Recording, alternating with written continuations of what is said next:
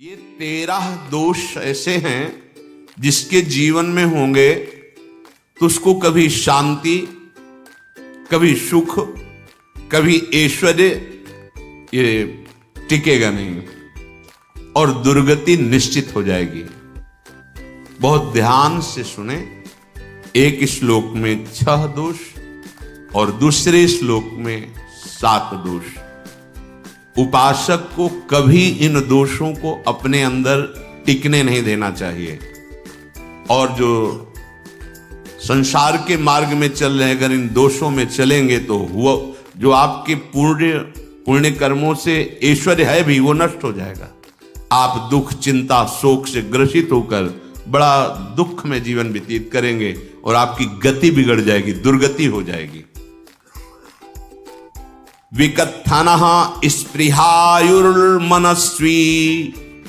बिभ्रत् कोपम चपलो अरक्षणश्च एतान् पापाः षण्णराः पाप धर्मान् प्रकुर्वते नोत्र सन्तः सुदुर्गे संभोग संविद विषमोति मानी दत्तानुतापी कृपणो बलीयान् वर्ग प्रशंसी वनितास्तु देष्टा एते परे सप्तनशंस वर्गाः। जो अपने मुख से अपनी बड़ाई प्रशंसा करता है, ये 13 लिख लो दिमाग में, डायरी में, क्योंकि ये नोट हो रहा है, आवाज डाली जाएगी। आप बार बार सुन, इनसे बचिए। अपनी बड़ाई, अपनी प्रशंसा कभी अपने मुख से नहीं करना, नहीं तो आपके पुण्य नष्ट हो जाएंगे, बुद्धि भ्रष्ट माने गिर जाएगी। अगर परमार्थ में चल रहे हैं तो भी, और व्यवहार में तो पुण्य नष्ट हो ही जाएंगे। बुद्धि गिरी हुई तभी ऐसी बात होती है। और यह दोष बहुतायत है, ये बहुत प्रभावशाली है। अपनी बड़ाई मारना, इसको देख लो, पकड़ो, सत्संग है। अपने मुख से कभी अपनी बड़ाई ना करना। अगर कोई अपने मुख से अपनी बड़ाई करता है तो उसके सुकृत नष्ट हो जाते हैं, बुद्धि भ्रष्ट माने गिर जाती, पतित हो जाती है, फिर निर्णय ठीक नहीं। अगर हमारा सारथी, हमारा ड्राइवर मूढ़ हो तो कहीं भी हमको गिरा देगा, तो वो बुद्धि भ्रष्ट मतलब गिर जाती है, निर्णय करने लायक नहीं रहती। अपनी प्रशंसा अपने मुख से करना। दूसरा, लोलुपता, ये वृत्ति नहीं होनी चाहिए।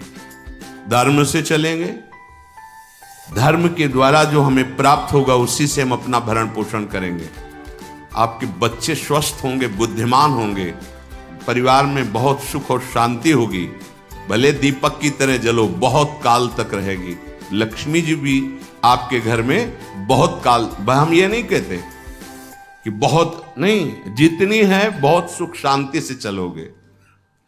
अगर लोलुपता करोगे, हिंसा, छल कपट, व्यभिचार, चोरी, ऐसे धन आ जाए, वो आएगा, लेकिन वो हाइलोजन की तरह आएगा, एकदम प्रकाश और फ्यूज, बिल्कुल अंधकार करके जाएगा। देख लेना, तुम्हारे जो सुख के हेतु है, तुम्हारा शरीर, तुम्हारे बच्चे, तुम्हारी पत्नी, तुम्हारा परिवार, उसको देख के तुम रात दिन जलोगे बिना आग के।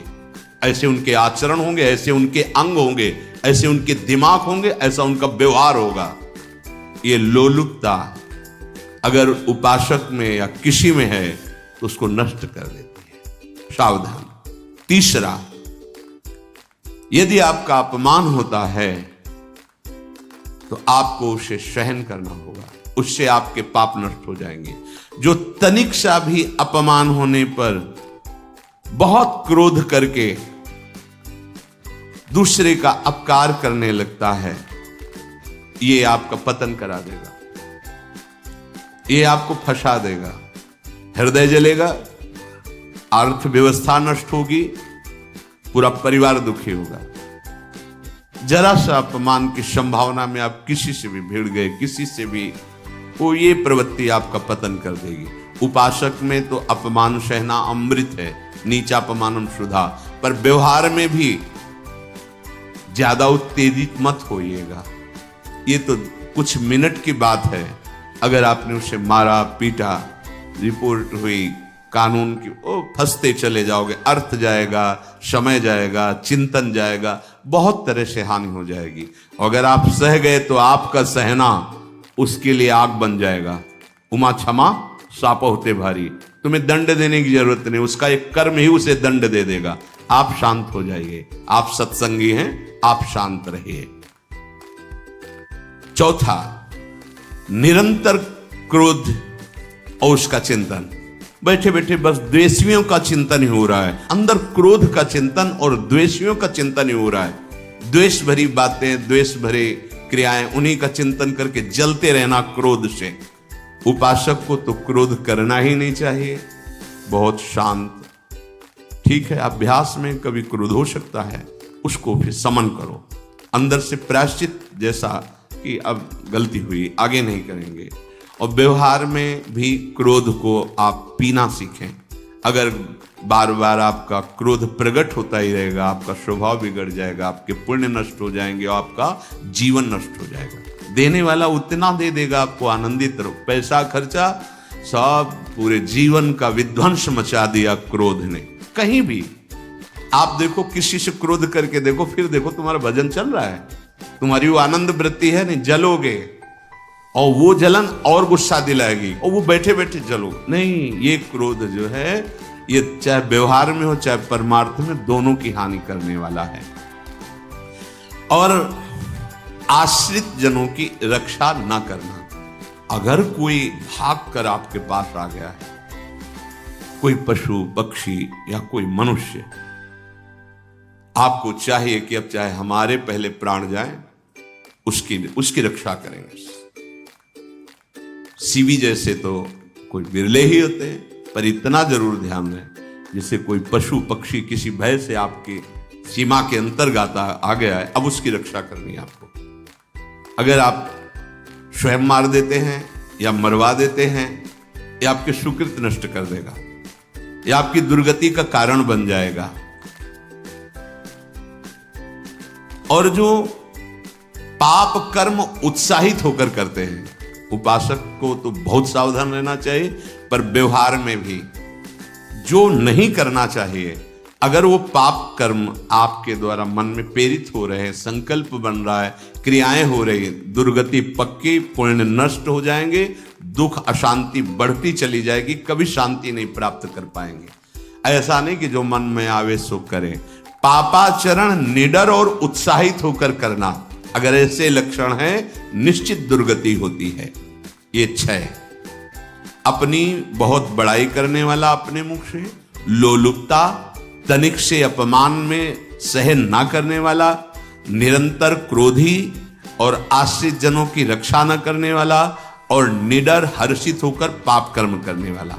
दूसरे श्लोक में 7 है, 6 1, संभोग का ही चिंतन करना, संभोग में ही मन लगाना, संभोग दूसरी स्त्रियों के साथ करने की भावना रखना। संभोग पहला है, संभोग। रात दिन बैठे बैठे बस यही चिंतन करना, गंदी बातों का, गंदी बातें देखना, गंदी बातें सुनना, गंदी बातों का चिंतन करना। फिर अन्य माताओं बहनों के प्रति काम दृष्टि से देखना, कोई आ जा रही है तो दृष्टि से, काम भाव से देखना, भोग बुद्धि से देखना, निश्चित पुण्यनाश दुर्गति।